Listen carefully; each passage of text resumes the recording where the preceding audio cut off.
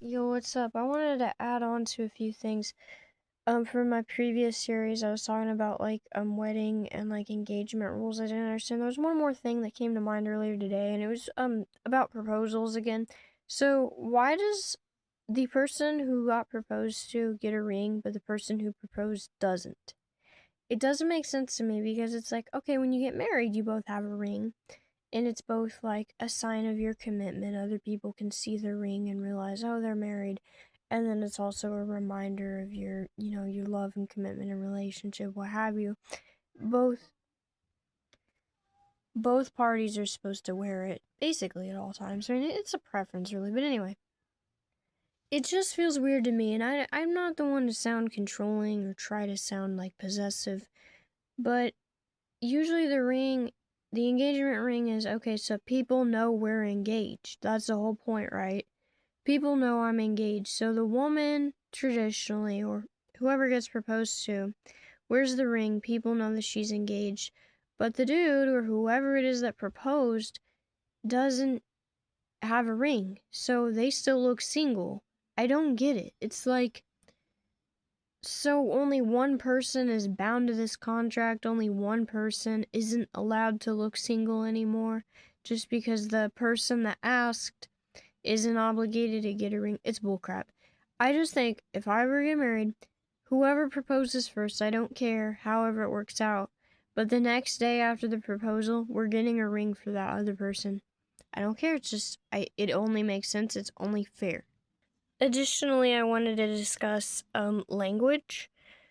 In like I mean, I guess it's been going on for like a very long time, but it's just so crazy like popular now in media.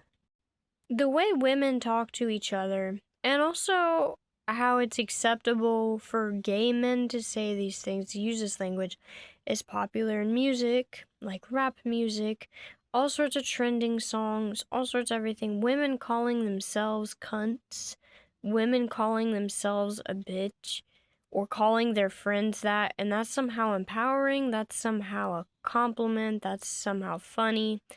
I don't really get it because those were degrading words, right?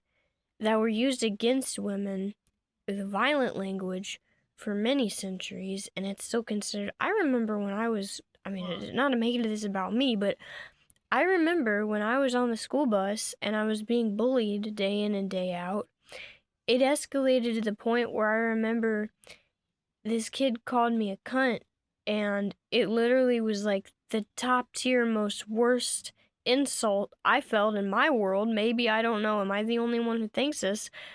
That you could say to a woman. To call her that is just diabolical. It's worse than even calling her a bitch. And it shattered me, and it really, really, really upset me. So for you to call yourself a cunt, for you to make songs about it, to make trends about it, she's feeling cunt. It's just like, why are we making this? Because the whole thing about that is that, oh, she's just cranky. Oh, she's on her period again. She's just such a little, like, it's just, it doesn't make sense to me. And it's like sisters and friends, whenever they're like playfully arguing or like playfully, bitch, that's not nice. That's not appropriate language. I Stop saying cuss words, guys. It just doesn't feel right to me. I'm not okay with it. It doesn't sit well with me. And it's like, yeah, obviously I'm not the language police, right? But I just think that sometimes we need to take a look at these things that are extremely popular and alienate them and think about like what this really means and what this says about our society, because I guess it's okay now to call your best friend a cunt. I gotta tell you something. I have like one female friend, and if she ever called me something like that, the friendship would just be over. Why would you want to surround yourself with people who use that language, even if they don't mean it to hurt you? You know what the root of the word is. And it just doesn't sit well with me. It's like, I hate edgy people, and I hate people who use dark humor and who are always so cynical, and they're always like, oh, kill yourself. No, you're such an a-hole.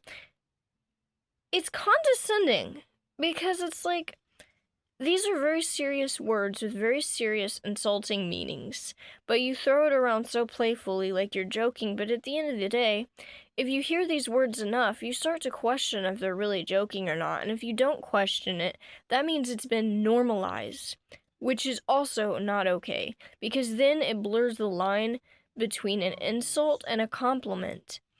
And we need to be very clear about that. There are certain words that just aren't acceptable.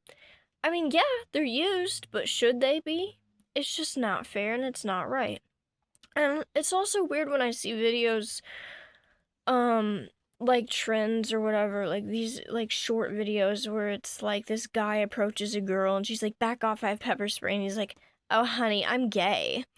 And then she's like, oh, like that somehow makes it better. It's like so weird. It's like, so what does his sexual preference have to do with anything, you know?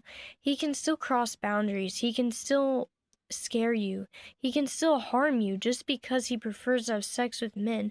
It wouldn't make a difference. And using the same theory, just because he is attracted to women doesn't mean that he is going to hurt you, doesn't mean that he is a perpetrator. That all depends on the context, but if you're approached by a strange man, your natural instinct should be to flinch.